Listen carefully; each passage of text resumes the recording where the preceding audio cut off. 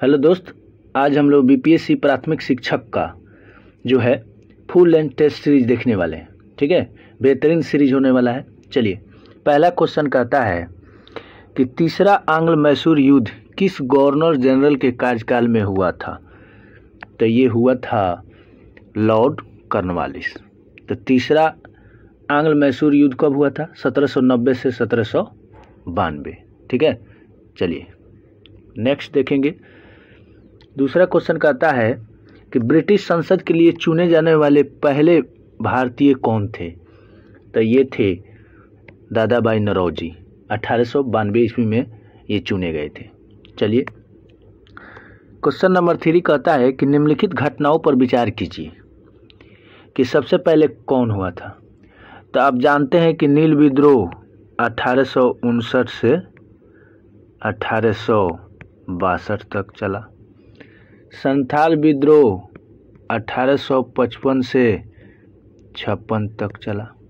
सिपाही विद्रोह 1857 और दक्कन दंगा 1874 से 75। ठीक है, तो ये हो जाएगा पहले 2, 4, 1, 3। ठीक है, संथाल विद्रोह, फिर सिपाही विद्रोह, फिर नील विद्रोह, फिर दक्कन विद्रोह। चलिए, क्वेश्चन नंबर 4 कहता है कि मंगल पांडे ने विद्रोह का नेतृत्व कहाँ किया था? मंगल पांडे ने विद्रोह का नेतृत्व कहाँ किया था? तो ये हो जाएगा बैरकपुर। ठीक है, तो बैरकपुर कहाँ है? ये पश्चिम बंगाल में है। 29 मार्च 1857 को। नेक्स्ट देखते हैं, बिहार बंगाल काश्तकारी अधिनियम कब पारित हुआ था? तो काश्तकारी अधिनियम पारित हुआ था 1885 में। ठीक है, आइए, भारतीय राष्ट्रीय कांग्रेस ने किस अधिनियम में राष्ट्रीय आर्थिक कार्यक्रम को अपनाया था? तो ये अपनाया था कराची अधिवेशन 1931 में सरदार वल्लभ भाई पटेल की अध्यक्षता हो रही थी। क्वेश्चन नंबर 7 कहता है कि वर्ष 1823 में लाइसेंसिंग रेगुलेशन एक्ट किसने पेश किया था? तो ये पेश किए थे जॉन एडम्स। कौन पेश की थी? John Adams. चलिए, क्वेश्चन नंबर 8 कहता है निम्नलिखित में से किसने नील दर्पण का अंग्रेजी में अनुवाद किया? ठीक है, तो ये किए थे मकसूदन दत्त। अंग्रेजी में अनुवाद किए थे, लेकिन नील दर्पण ये बंगाली नाटक है, किसने लिखा था? दीनबंधु मित्र। ध्यान रखेंगे। क्वेश्चन नंबर 9 कहता है कि समाचार पत्र हिंदुस्तान टाइम्स के संपादक कौन थे? हिंदुस्तान टाइम के संपादक कौन थे? तो ये कौन थे? के.एम. पणिकर साहब थे। तो बात आता है कि हिंदुस्तान टाइम कब स्थापना हुआ उसका? 1924 में। ठीक है, नेक्स्ट क्वेश्चन कहता है कि पुस्तकें राजयोग, कर्मयोग, ज्ञान योग और भक्ति योग किसके द्वारा लिखित है? तो ये है स्वामी विवेकानंद। स्वामी विवेकानंद जानते हैं कि 12 जनवरी 1863 को जन्म होता है और इन्हीं के जन्मदिन पर राष्ट्रीय युवा दिवस हम लोग मनाते हैं। इनका जो है कन्याकुमारी तमिलनाडु में रॉक है। स्वामी विवेकानंद रॉक है। ठीक है, समुद्र में।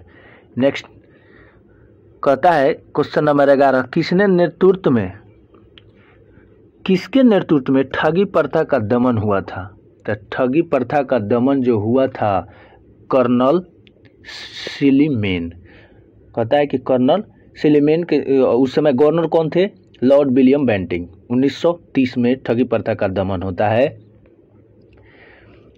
क्वेश्चन नंबर 12 देखेंगे, भारत में स्थानीय स्वशासन का जनक किसे माना जाता है? तो स्थानीय स्वशासन का जनक लॉर्ड रिपन को माना जाता है और इनका कार्यकाल 1880 से 84। और एक और आता है कि चोल काल में भी स्थानीय स्वशासन था। क्वेश्चन नंबर 13 निम्नलिखित में से किसने 1904 के भारतीय विश्वविद्यालय अधिनियम को प्रतिगामी उपाय बताया था? तो ये बताए थे गोपाल कृष्ण गोखले। लॉर्ड कर्जन के समय में ये आया था भारतीय विश्वविद्यालय अधिनियम। क्वेश्चन नंबर 14 कहता है कि कांग्रेस सोशलिस्ट पार्टी 1934 के गठन के दौरान भारत का वायसराय कौन था? तो 1934 में वो थे लॉर्ड विलिंगटन। इनका कार्यकाल होता है 1931 से 36।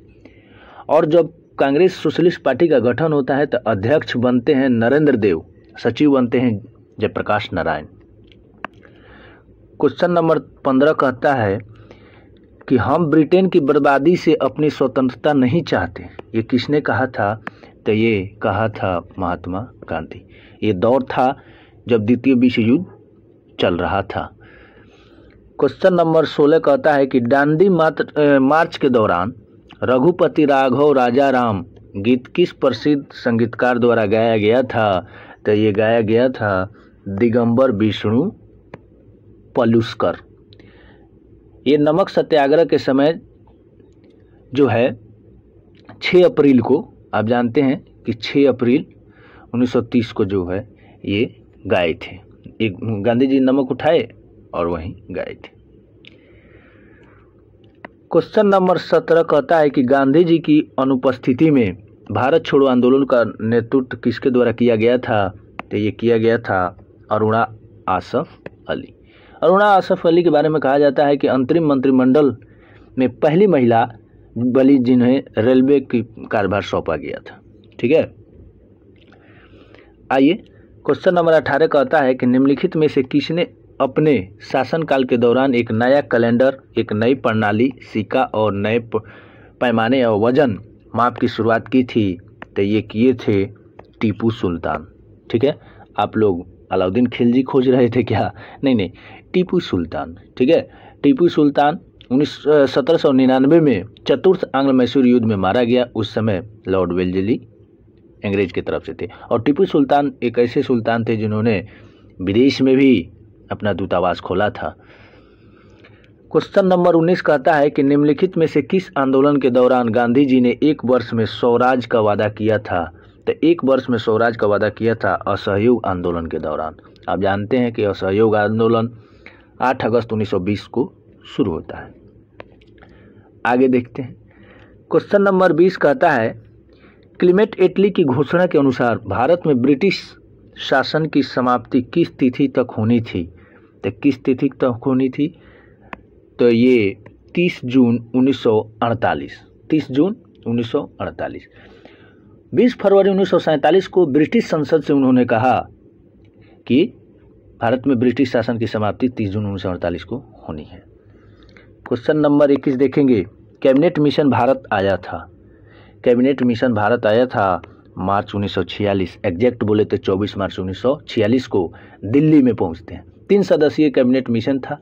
सर पैट्रिक लॉरेंस अध्यक्ष थे, क्रिप्स एक थे और एक एबी अलेक्जेंडर थे। एबी अलेक्जेंडर 3 गो थे। आइए क्वेश्चन नंबर 22, निम्नलिखित में से कौन सा सिंधु घाटी सभ्यता के बारे में सही है? तो सिंधु घाटी सभ्यता के बारे में ये जो है तीनों सही है, ऊपर के तीनों सही है।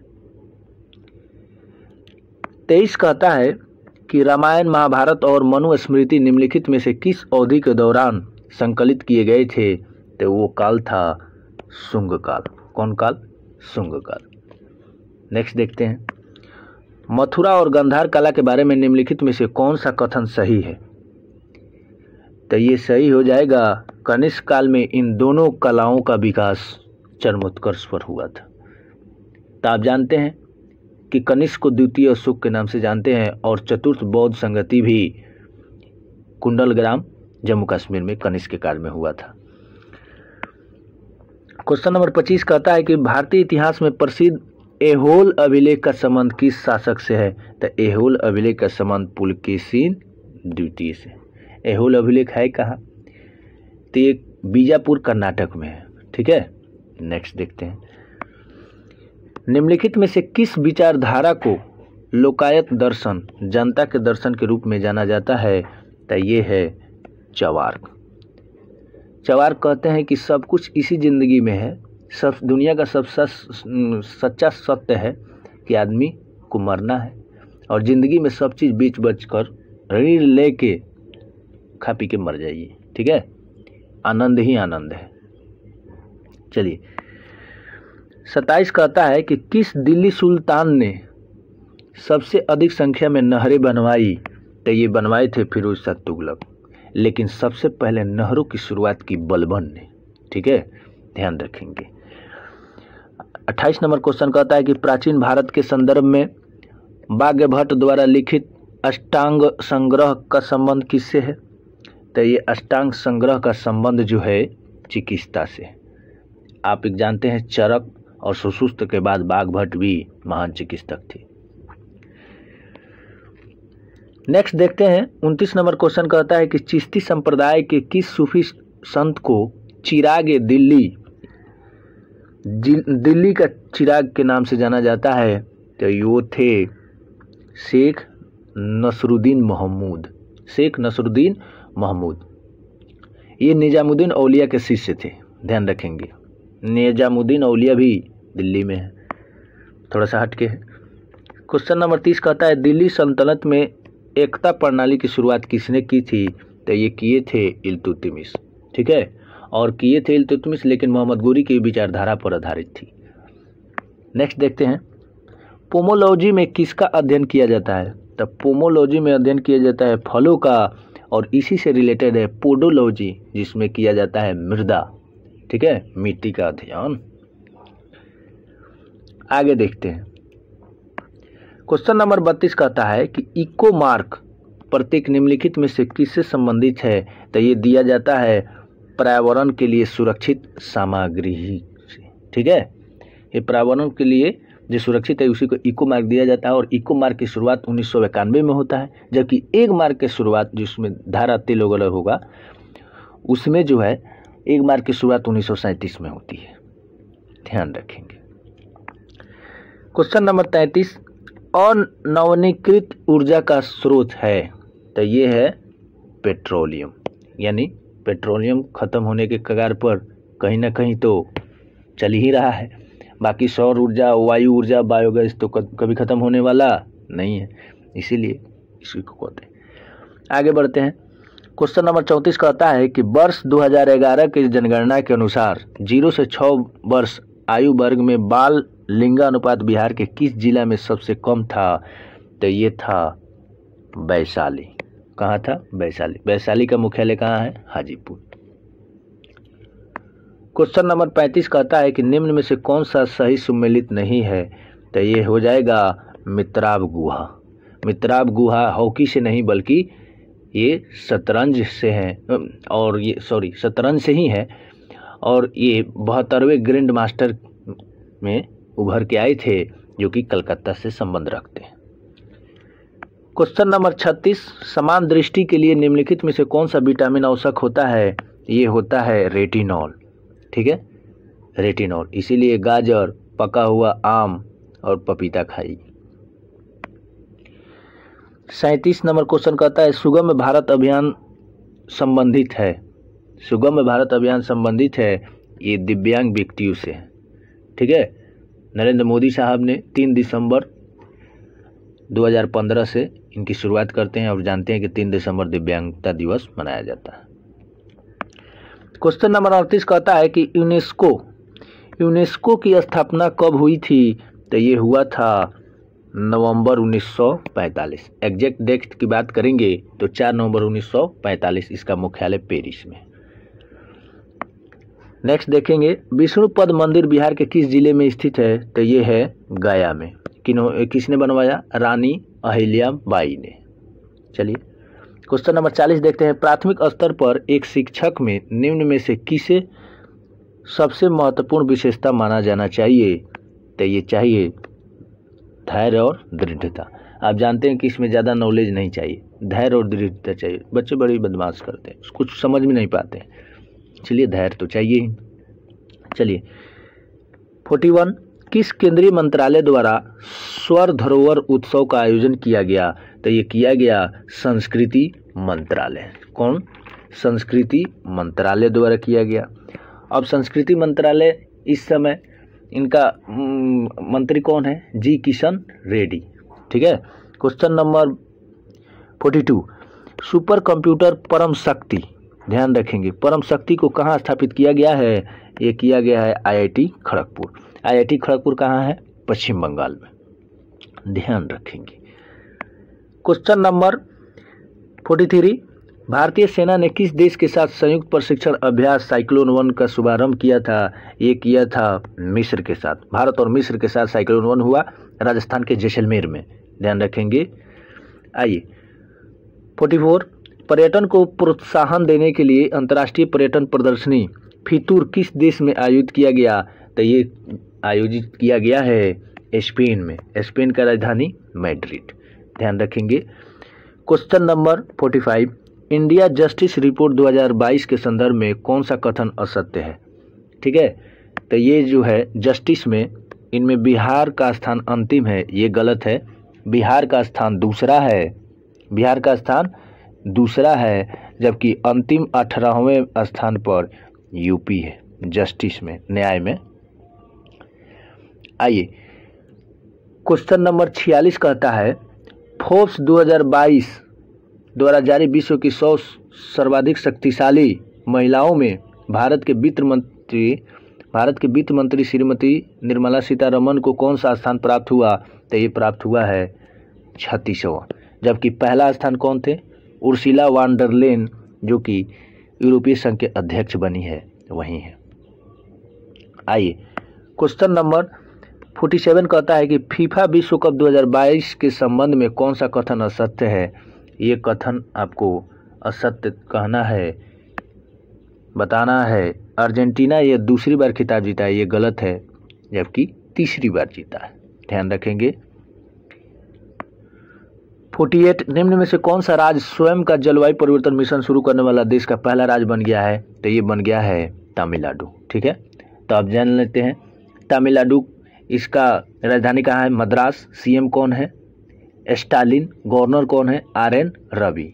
गवर्नर कौन है? RN। नेक्स्ट देखते हैं, कहता है 49, किस विभाग के पौधे को पादप वर्ग का उभयचर कहा जाता है? तो ये कहा जाता है ब्रायोफाइटा को। ठीक है, 50 भी क्वेश्चन देख लेते हैं। सभी जीवों की रचनात्मक एवं क्रियात्मक इकाई है, क्या है? तो ये है कोशिका। कोशिका के अध्ययन को साइटोलॉजी कहते हैं। 51, अस्थि या बोन्स है, ये क्या है? तो संयोजी ऊतक है, और ब्लड भी क्या है? संयोजी ऊतक, बार बार पूछते रहता है। 52, पित्त का निर्माण होता है, तो पित्त का निर्माण होता है यकृत में, जबकि जामा होता है पित्ताशय में, ध्यान रखेंगे। 53, मनुष्य का हृदय किस झिल्ली द्वारा घिरी रहती है? तो हृदय घिरी रहती है पेरिकार्डियम द्वारा। पेरिकार्डियम द्वारा मनुष्य का हृदय झिल्ली द्वारा घिरा रहता है।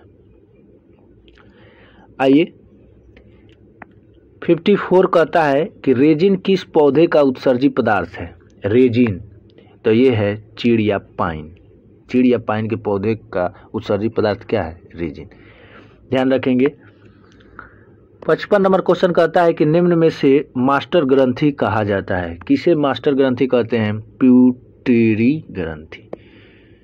पिट्यूटरी ग्लैंड को हम लोग मास्टर ग्रंथि या मास्टर ग्लैंड कहते हैं। क्यों? क्योंकि सब ग्रंथि का ये यहीं से इसका जो है मतलब क्या बताएं, पूरा ग्रंथि का यहीं से हेडक्वार्टर है, जबकि ये मस्तिष्क में आगे वाले मस्तिष्क भाग में 0.6 ग्राम में ये इसका वजन है। ठीक है, ध्यान रखेंगे। 56 नंबर क्वेश्चन कहता है कि पक्षी तथा चमगादड़ के पंख किस अंग के उदाहरण है? अभी हाल ही फिलहाल में बिहार दरोगा 64 पद में जो एग्जाम हुआ था उसमें क्वेश्चन पूछ दिया था, पक्षी तथा चमगादड़ की पंख किस अंग के उदाहरण है? तो ये हो जाएंगे असमजात अंग, लेकिन वहाँ ऑप्शन दिया था समवृत्ति अंग। तो समवृत्ति अंग चाहे समवृत्ति अंग या समरूप अंग कहे, चाहे अभी ये जो कहा है असमजात अंग, एक ही है, ध्यान रखेंगे। क्वेश्चन नंबर 57 कहता है कि निम्न में से किस भौतिक राशि की इकाई में समय का 2 बार उपयोग होता है? तो ये होता है त्वरण में। आप जानते हैं कि त्वरण का जो है SI मात्रक मीटर पर सेकेंड स्क्वायर होता है। 58 बस के अचानक रुकने से बस में बैठे यात्रियों का शरीर आगे की ओर झुक जाता है, इसका कारण क्या है?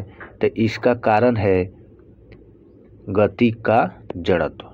न्यूटन साहब ने जो है ये लाए थे और न्यूटन का प्रथम नियम भी कहा जाता है ये। 59 कहता है कि प्रत्यावर्ती धारा को दृष्ट धारा में परिवर्तित करने की युक्ति को क्या कहते हैं?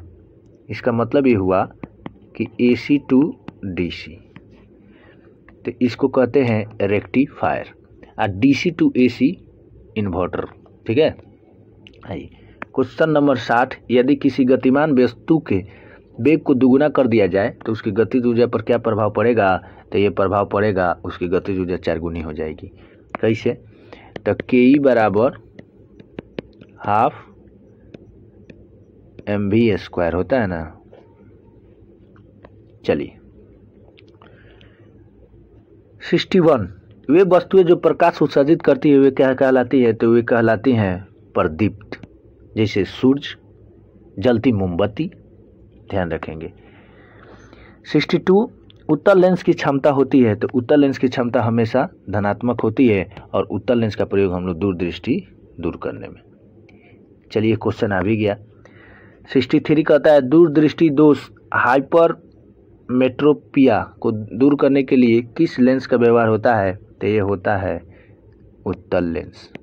ध्यान रखेंगे, दूर में कितने अक्षर है? 2, और उत्तल में 3, यानी 2 का 3 आंसर होगा। और निकट में 3 अक्षर है, निकट, लेकिन निकट के लिए अवतल लेंस 4 अक्षर, अवतल 4, तो 2 के 3 और 3 के 4। ध्यान रखेंगे। क्वेश्चन नंबर 64 कहता है कि वोल्ट मीटर का कार्य है। वोल्ट मीटर का कार्य क्या है भाई? तो वोल्ट मीटर का कार्य है विद्युत परिपथ में किन्हीं 2 बिंदुओं के बीच विभवांतर को मापना, वोल्ट मीटर का काम है। नेक्स्ट देखते हैं। नेक्स्ट कहता है क्वेश्चन नंबर 65, विद्युत जनित्र का सिद्धांत आधारित है, ये किस पर आधारित है? विद्युत चुंबकीय प्रेरण पर। ठीक है। ये जो है मैकेनिकल ऊर्जा को इलेक्ट्रिक ऊर्जा में बदलता है, यानी यांत्रिक ऊर्जा को विद्युत ऊर्जा में। ध्यान रखेंगे। 66 कहता है कि गैस का द्रव में परिवर्तन क्या कहलाता है? गैस का द्रव में परिवर्तन क्या कहलाता है? तो ये होता है संघनन। ठीक है, ध्यान रखेंगे। क्वेश्चन नंबर 67 कहता है पदार्थ के कणों को एक साथ बांधकर रखने वाले बल क्या कहलाता है? अंतर आणविक बल। ध्यान रखेंगे। 68 दो असमान घनत्व वाले अमिश्रणीय द्रव पदार्थ को किस विधि द्वारा अलग किया जाता है? तो ये होता है पृथक्करण की विधि द्वारा। पृथक्करण की विधि द्वारा, ध्यान रखेंगे। 69 देखिए, निम्नलिखित में से भौतिक परिवर्तन का उदाहरण है। भौतिक परिवर्तन का उदाहरण कह देगा तो जल का जमना। मतलब क्या है? जल जमेगा फिर जल होगा, फिर जमेगा फिर जल होगा। रासायनिक परिवर्तन जो समाप्त हो जाएगा, लोहा में जंग लगा फिर वो तो खत्म हो जाएगा ना। मोमबत्ती जल गया फिर खत्म हो गया। आइए, मोमबत्ती को जलना रासायनिक परिवर्तन है, जबकि पिघलना ये भौतिक परिवर्तन। ध्यान रखेंगे। क्वेश्चन नंबर 70 कहता है कि अमोनिया NH3 में नाइट्रोजन की संयोजकता कितनी है? तो ये हो जाएगी 3। संयोजकता मतलब बाहरी इलेक्ट्रॉन। ठीक है। 71 नंबर क्वेश्चन कहता है कि परमाणु के नाभिक के नज़दीक कौन सी कक्षा होती है? तो ये होती है K। ठीक है, आप जानते हैं कि KLMNOP ऐसे होता है। ठीक है, ऐसे होता है ना जी, ठीक वैसे। क्वेश्चन नंबर 72 कहता है निम्नलिखित में से किस विधि द्वारा लोहे की कढ़ाई को जंग लगने से बचाया जा सकता है? तो ये बचाया जा सकता है जस्ता की परत चढ़ाकर। इसको हम लोग जस्तीकरण कहते हैं। हिंदी में क्या कहते हैं? जस्तीकरण, यानी गैल्वेनाइजेशन इंग्लिश में। ठीक है, ध्यान रखेंगे। नेक्स्ट देखते हैं। कहता है 73 कहता है कि कौन सा हाइड्रोकार्बन कमरे के ताप पर ठोस होता है? कमरे के ताप पर ठोस होता है तो ये हो जाएगा C20H42, यानी C20 और H42। ध्यान रखेंगे। क्वेश्चन नंबर 74 कहता है कि संविधान सभा के मूल अधिकारों, अल्पसंख्यकों एवं जनजातियों तथा बहिष्कृत क्षेत्रों के लिए परामर्शदाता समिति के अध्यक्ष कौन थे? ये थे सरदार पटेल। लेकिन मूल अधिकार के जो है उप समिति के अध्यक्ष किसको बनाया गया था? तो ये बनाए गए थे जेबी कृपलानी को, जबकि अल्पसंख्यक उप समिति एससी मुखर्जी अध्यक्ष थे। ठीक है, ध्यान रखेंगे। क्वेश्चन नंबर 75 कहता है कि उच्चतम न्यायालय के सेवानिवृत्त न्यायाधीशों के लिए कहाँ पर वकालत करने की मनाही है? तो भारत के किसी भी न्यायालय में वकालत नहीं कर सकते हैं, ध्यान रखेंगे। नेक्स्ट क्वेश्चन कहता है कि राज्य की वास्तविक कार्यपालिका शक्ति का प्रयोग किसके द्वारा किया जाता है? तो राज्य में राज्यपाल द्वारा और केंद्र में राष्ट्रपति द्वारा। 77 निम्न में से कौन सा विषय राज्य सूची के अंतर्गत आता है? तो राज्य सूची के अंतर्गत आता है कृषि। लेकिन कृषि कर क्या है? प्रत्यक्ष कर है, ध्यान रखेंगे। नेक्स्ट देखेंगे, अल्पसंख्यकों के लिए किस वर्ष राष्ट्रीय आयोग बनाया गया था? तो अल्पसंख्यकों के लिए राष्ट्रीय आयोग बना 1992 में, और महिला आयोग भी इसी साल उभर के आता है 1992 में, ध्यान रखेंगे। नेक्स्ट क्वेश्चन कहता है 79 संयुक्त राष्ट्र सुरक्षा परिषद के अस्थायी सदस्यों का कार्यकाल कितने वर्ष तक होता है? तो ये होता है 2 वर्ष। भारत 8 बार अस्थायी सदस्य बन चुका है। ठीक है, लेटेस्ट 8 बार तक अभी तक। नेक्स्ट देखेंगे, क्वेश्चन नंबर 80 कहता है राज्य के अधीन क्या है? तो राज्य के अधीन जो है आंतरिक एवं बाह्य दोनों संप्रभुता है, ध्यान रखेंगे। क्वेश्चन नंबर 81 भारतीय संविधान में मताधिकार से क्या अभिप्राय है? तो मताधिकार से अभिप्राय यह है कि वोट देने का अधिकार, ये कानूनी और वैधानिक अधिकार है, आर्टिकल 326 में है। ठीक है, नेक्स्ट देखते हैं। 82 कहता है कि नगरपालिका में महिलाओं के लिए कितनी सीटें आरक्षित होती है? तो ये 1/3, जबकि 1/2 यानी 50% होता है पंचायती विभाग में। क्वेश्चन नंबर 83 कहता है जो व्यक्ति किसी स्टेट में नहीं रहता वो या तो संत होता है या पशु। ये किसने कहा था? ये कहे थे अरस्तु। अरस्तु के गुरु प्लेटो थे और प्लेटो के गुरु सुकरात थे, लेकिन अरस्तु का शिष्य कौन था? चेला सिकंदर, ध्यान रखेंगे। 84 कहता है क्वेश्चन नंबर किसी व्यक्ति के वास्तविक जीवन स्तर का आकलन किया जाता है। वास्तविक जीवन स्तर का आकलन किया जाता है प्रति व्यक्ति आय। किसी व्यक्ति का कह दे, ठीक है, प्रति व्यक्ति आय, ध्यान रखेंगे। जीडीपी से क्या होता है? देश की प्रगति को देखा जाता है और देश का जीवन स्तर कैसा है तो प्रति व्यक्ति आय से पता चलता है। नेक्स्ट देखेंगे, कहता है 85 प्रथम पंचवर्षीय योजना किस मॉडल पर आधारित थी? तो ये थी हेराल्ड डोमर मॉडल पर। 1951 से 56 कार्यकाल था। क्वेश्चन नंबर 86 कहता है कि भारतीय अर्थव्यवस्था के स्वरूप के बारे में निम्नलिखित में से कौन सा कथन विकल्प सही है? तो ये भारतीय अर्थव्यवस्था कैसा है? भारतीय अर्थव्यवस्था मिश्रित अर्थव्यवस्था से हम लोग जानते हैं। नेक्स्ट देखते हैं, कहता है कि बिहार में धान के फसल उत्पादन में सबसे अग्रणी जिला कौन है? सबसे आगे जिला रोहतास, गेहूं में और धान में भी। क्वेश्चन नंबर 88 कहता है कि महाविस्फोट सिद्धांत से संबंधित है, तो ये है ब्रह्मांड की उत्पत्ति से। तो महाविस्फोट सिद्धांत ये दिए थे जॉर्ज लेमेंतेयर ने, जबकि 13.7 अरब वर्ष पूर्व ये घटना घटी थी, इन्होंने बताया था। क्वेश्चन नंबर 89 निम्नलिखित में से कौन सा संयंत्र शक्ति तथा खाद्य दोनों दे सकता है? तो ये दे सकता है बायोगैस संयंत्र। ठीक है, आप जानते हैं कि बायोगैस संयंत्र जो है खाद्य और शक्ति दोनों दे सकता है और बायोगैस का मुख्य घटक मीथेन को माना जाता है। क्वेश्चन नंबर 90 कहता है कि इनमें से किसने पहली बार यह व्याख्या की थी कि पृथ्वी के अपनी धुरी पर घूमने के कारण प्रतिदिन सूर्योदय और सूर्यास्त होता है? ये किए थे आर्यभट्ट साहब। आप जानते हैं कि शून्य का आविष्कार भी आर्यभट्ट साहब ने। 91 चंद्रमा के धरातल पर दो व्यक्ति एक दूसरे से बात नहीं कर सकते या बात नहीं सुन सकते। बात तो कर सकते हैं लेकिन सुन ही नहीं सकते, तो बात करने का क्या मतलब है? क्यों? क्योंकि वहाँ पे चंद्रमा पर जो है वायुमंडल ही नहीं है, यानी निर्वात है, वायु नहीं है, तो आप नहीं बात कर सकते हैं। 92 निम्न में से कौन सा एक समय की प्राकृतिक इकाई नहीं है? समय की प्राकृतिक इकाई नहीं है तो ये हो जाएगा, क्या होगा भाई? मानक समय। मानक समय आप जानते हैं कि भारत का मानक समय जो है 82.5 डिग्री पूर्वी देशांतर, जो कि इलाहाबाद के नैनी से गुजरता है। क्वेश्चन नंबर 93, सवाना का सर्वाधिक विस्तार है, ये है सवाना कहाँ है? सवाना जो है अफ्रीका में है, ठीक है, उष्णकटिबंधीय घास के मैदान है सवाना। नेक्स्ट देखते हैं, कहता है 94, भौगोलिक क्षेत्र की दृष्टि से भारत के निम्न जिलों में से कौन सा जिला सबसे बड़ा है?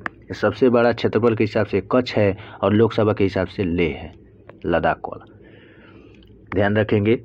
95 देखेंगे, निम्नलिखित में से कौन सा भारत की सबसे बड़ी मीठे पानी का झील है? तो वो है बुलर झील। कौन झील? बुलर झील। नेक्स्ट देखेंगे, कहता है कि किस राज्य सरकार ने जनसंख्या नियंत्रण करने हेतु एक नई जनसंख्या नीति की शुरुआत की है? तो ये की है उत्तर प्रदेश, जबकि जातीय जनगणना की शुरुआत बिहार सरकार। हालांकि अभी रोक लग गया है हाईकोर्ट द्वारा। 97 कहता है कि अपने प्रदूषकों के कारण कौन सी नदी जैविक मरुस्थल कहलाती है? वो है दामोदर। कौन नदी? दामोदर नदी। क्यों? इसका उद्गम देख लेते हैं। सबसे पहले छोटानागपुर पठार से निकलती है।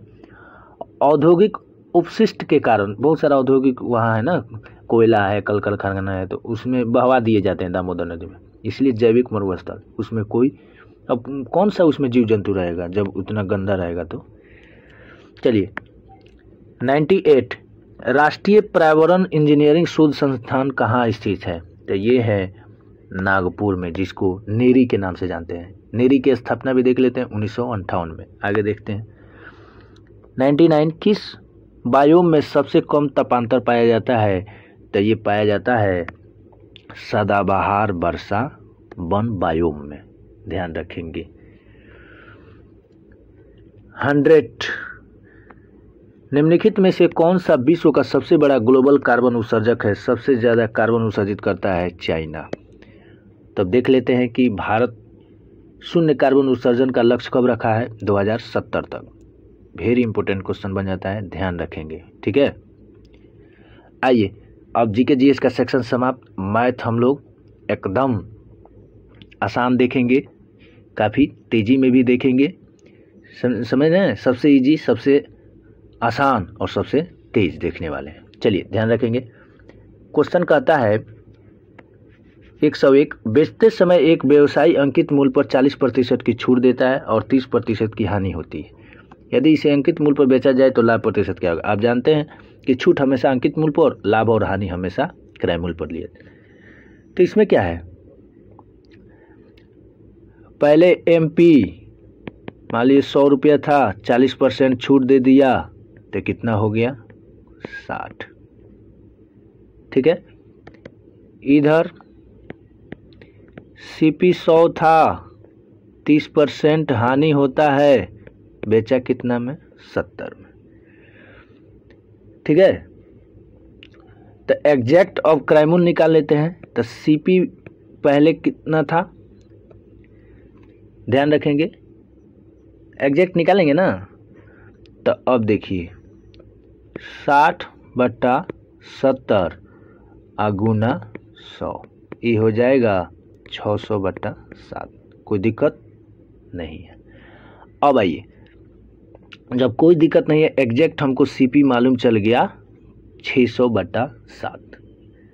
अब कह रहा है कि यदि इसे अंकित मूल्य पर बेचा जाए, यानी 100 रुपया पर बेचा जाए, तो कितना लाभ प्रतिशत होगा? तो लाभ पहले, चूँकि लाभ प्रतिशत बराबर क्या होता है? लाभ बटा क्रय मूल्य गुना 100। तो इससे हम लाभ निकाल लेंगे, ठीक है। तो विक्रय मूल्य यानी अंकित मूल्य पर बेचा जाए, अंकित मूल्य हम मान लेते 100 रुपया, 600/7, 600/7, इससे हमको निकल जाएगा 100/7, ये हो गया लाभ। और क्रय मूल्य कितना बचा? 600/7, बटा करेंगे 600/7, तो ये हो जाएगा 100/7 गुना 7/600। सीपी कितना माने थे ऑलरेडी? 100। काटना है, काट दीजिए, कट गया, इधर 50 से इधर 3, यानी 16.2/3। B is the right answer. ठीक है, ध्यान रखेंगे। चलिए नेक्स्ट देख लेते हैं। नेक्स्ट क्वेश्चन कहता है 102। एक निश्चित राशि पर 2 साल के लिए 4% वर्ष की दर से वार्षिक रूप से संयोजित होने वाला साधारण ब्याज चक्रवृद्धि ब्याज बीच का अंतर 1 है। इसमें क्या है, अंतर बराबर CI माइनस SI बराबर P इंटू R बटा, इसी पर तो बनेगा, पुट कर दीजिए 625। ठीक है, आइए क्वेश्चन नंबर 103 कहता है कक्षा में 10 लड़कों का औसत 12 वर्ष, 7 वर्षीय 5 लड़के कक्षा में प्रवेश कर लेते हैं, तो कक्षा में लड़कों की औसत क्या होगी। तो पहले कितना था, 10 गुना 12, ये टोटल कितने हो गए 120। अब आ रहे हैं 7 वर्ष के 5 लड़के, 7 गुना 5 35 वर्ष, यानी 120 प्लस 35 ये हो जाएगा 155। टोटल लड़के कितने हैं, 10 और 7 17 कर दीजिए, आपका आंसर हो जाएगा 9.11। चलिए कहता है कि राहुल अंकित मिलकर 8 दिनों में किसी दीवार को बना सकते हैं। अंकित और सोनू उसी दीवार को 10 दिनों में, सोनू और राहुल उसी दीवार को 12 दिन में बना सकते हैं। मिलकर कितने दिन में बनाएंगे, कोई दिक्कत नहीं है। राहुल और अंकित मिलकर 8 दिन में, अंकित और सोनू मिलकर 10 दिन में, और सोनू और राहुल मिलके कितने दिन में, 12 दिन में। टोटल काम कितना हो जाएगा 120। ये करेगा 15 दिन में, ये करेगा 12 दिन में, ये करेगा 10 दिन। ठीक है, टोटल 120 इधर हुआ, इधर कितना हुआ 37। 120 बटा 37 दिन में ये लोग काम कर देंगे, 120 बटा 37। आइए कहता है 105 कहता है कि एक लंबवृत्तीय शंकु के पृष्ठ तल का क्षेत्रफल इसके आधार पर त्रिज्या 12 सेंटीमीटर है, तो शंकु का आयतन कितना हो। ठीक है, आगे पृष्ठ तल का क्षेत्रफल से आपको h निकाल लेना है और फिर 1/3 पाई r² h पे बैठा देना है। आगे बढ़ते हैं। एक व्यक्ति किसी निश्चित राशि को 5% वार्षिक दर से साधारण ब्याज पर उधार लेता है और 15 वर्षों में संयोजित ब्याज की राशि उधार दी गई राशि से 150 कम है, तो उधार राशि कितनी थी। काफ़ी सिंपल है। ठीक है, माना कि P पहले यानी मूलधन कितना था 100 था। ठीक है, तो SI आप जानते हैं कि R गुना T होता है, तो इस हिसाब से 75 रुपया हो गया। तो पहले 100 था, ब्याज कितना हो गया 75, लेकिन कितना कम हुआ, तो इधर 150 कम था, मेरे हिसाब से इधर 25 मूलधन निकालना था, काट दीजिए, यानी 100 गुना 10 कितना 1000। ठीक है, अरे यहाँ कह रहा है ना संयोजित ब्याज की राशि उधार दी गई ब्याज की राशि से 150 कम है। देखिए, आइए नेक्स्ट देखते हैं। एक आदमी ने एक टेलीविजन सेट 10% लाभ पर बेचा। यदि वो इसे 20% कम में खरीदता और 100 रुपया अधिक में बेचता तो 40% की आमदनी होती। तो बताए टेलीविजन का मूल्य, क्रय मूल्य। कोई बात नहीं, इसमें क्या दिक्कत है। पहले मान लीजिए उस 100 रुपया में खरीदा था, तो 10% लाभ पर बेचेगा, 110 हो जाएगा, SP हो गया। अब मान लीजिए 100 में ना खरीदता, 20% कम में खरीदता, यानी 80 रुपया में खरीदता वो, तो बेचता वो तो 40% की लाभ होती, यानी 80 का 40% वो कितना हो जाएगा, वो हो जाएगा 112। कितना होगा 112। अब देखिए यहाँ आ गया, पहले 110 था, अब 112, यानी 100 रुपया अधिक, इधर कितना 2 रुपया गुना 100 कर दीजिए, 50 में तो यानी 5000 आंसर। आगे देखते हैं। 80 छात्रों की एक कक्षा में 60% छात्र क्रिकेट खेलते हैं, 45% फुटबॉल और 10% कुछ नहीं खेलते। ये 60 क्रिकेट, 45 फुटबॉल और 10 जो है कुछ नहीं, 10 कुछ नहीं खेलते हैं। तो जब 10 नहीं खेलते हैं, ना ही फुटबॉल और ना ही क्रिकेट 10%, तो कितने दोनों खेलेंगे? मेरे हिसाब से 90% तो खेलेंगे। तो टोटल छात्र कितना है? 80। तो 80 का 90% हो जाएगा 72। ठीक है, 80 का 90% कितना? 72। अब 80 का 60% निकालिए और 80 का ही 45% फुटबॉल निकालिए। तो ये हो जाएगा 80 का 60% 48, ये हो जाएगा 36, इधर दोनों में खेला 72। ये मिल के कितना हो जाएगा? ये कितना होगा? 12। ठीक है, तो 48 जो है फुटबॉल खेला, लेकिन 12 तो दोनों खेला, तो 12 घटा दीजिए, तो ये हो जाएगा 24। नेक्स्ट देखते हैं, क्वेश्चन कहता है कि 7 के पहले 7 गुणजों का औसत क्या है? काफ़ी आसान है क्वेश्चन, लिख लीजिए। 7, 14, 21, 28, 35, 42, 49। ठीक है, तो औसत क्या निकालते हैं? सबसे शुरू वाला सबसे लास्ट वाला बाई 2, तो 7 और 49 कितना हुआ? 56 बाई 2, ये हो गया 28। ठीक है, नेक्स्ट देखते हैं। नेक्स्ट क्वेश्चन कहता है 110, यदि 6 क्रमिक सम संख्याओं का औसत 25 है, तो इनमें सबसे बड़ी और सबसे छोटी संख्या का अंतर क्या होगा? ठीक है, ये क्वेश्चन आपको बताना है। ठीक है, लाइन अभी कट गया, चलिए तेज देख लेते हैं। नीचे गए एक पासे की 4 स्थितियां दर्शाई गई है और संख्या 3 वाले फलक के विपरीत कौन सा होगा? सबसे पहले हम लोग खोजते हैं कि 2 कॉमन कहाँ है। ठीक है, तो 2 कॉमन यहाँ देखिए मिल गया, 3 1 3 1, 2 कॉमन मिल गया, तो जाहिर सी बात है ये हो गया 6 के उल्टा 5, जो बच जाता है वो एक दूसरे के उल्टा हो जाता है, तो 6 के 5 हो गया। फिर 2 कॉमन एक और पहला पासा में और फिर तीसरा पासा में देखिए 6 3 मिल गया, इधर भी 6 3 मिल गया, यानी 2 के उल्टा 1। तो बच क्या गया? टोटल पासे में 6 फलक होते हैं, 6 के उल्टा 5, 2 के उल्टा 1, तो 3 के उल्टा 4 ऑटोमेटिक। तो क्या पूछ रहा है? 3 वाले के विपरीत, तो 4।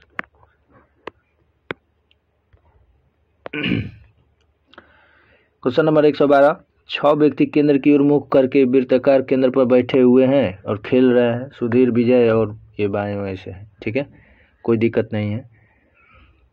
इसको कैसे, यहाँ तो जगह ही नहीं है।